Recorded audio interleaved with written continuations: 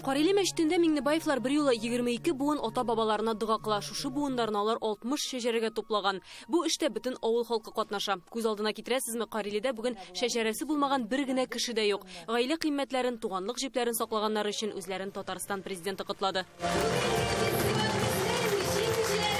Миңнебаевлар гаилә шәҗәрәсен 20 ел буе төзи. Мәгълүматны Казан, Мәскәү, Санкт-Петербург, Киров архивларыннан излиләр. Монда патша илчесе Юнус Ахун тамырлары да, Беренче бөтендөнья сугышында изге Георгий ордены ияләре булган унтер-офицерлар да табыла. Юнусның улы Мәсгуд, ул инде патшалар арасында дипломат булып йөргән. 27-30 укытучы гаиләсен санарга була.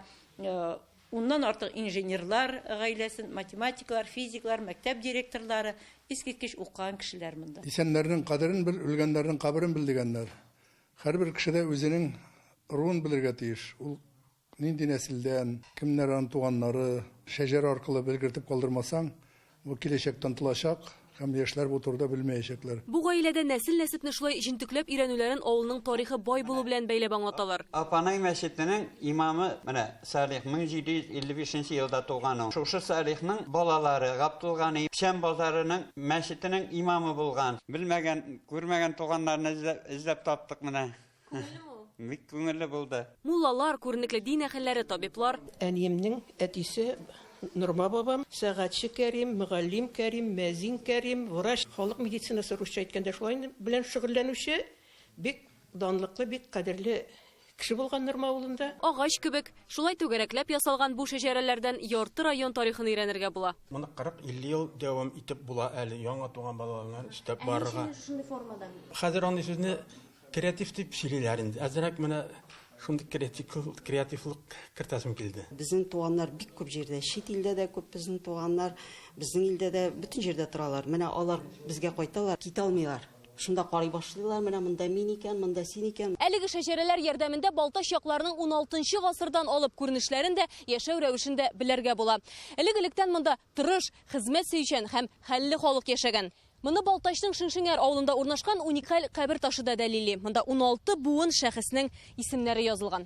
Безнең инде Татарстаныбызда гына түгел, Россиябызда уникаль таш санала. Чөнки бер кеше дә кабер ташына шушының кадәр шәҗәрәне язып калдырмый. Сөембикә ханбикәнең нәселе районыбызда да бүгенге көндә дә барып тоташкан.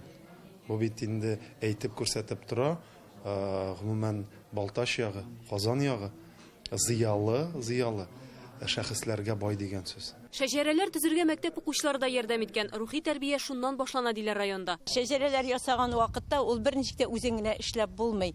Хәзер инде технология заманы, шуңа күрә күбез оныкларга обращаться итәбез. Алар тиз генә белгәннәрен телефоннарга төшерәләр, миңа җибәрәләр. Шәҗәрәләр төзиләр, тарихи ядкәрләрне саклыйлар. Менә бу йорт, мәсәлән, Карелидә 19 гасырдан бирле тора. Данлыклы Юнусовлар нәселе төзеп калдырган аны. Яңа хуҗалар сүтмәгәннәр. Бу нәсел Казанның ратуша хуҗалары булган Юнусовларга барып тоташа торган Нурулла белән Сәриянең йортында басып торабыз. Тарихи ядкәр, алар аны шушлай матур иттереп, сүтмичә үзләренең кредитләре итеп саклыйлар. Ул рәхмәтләр аларга.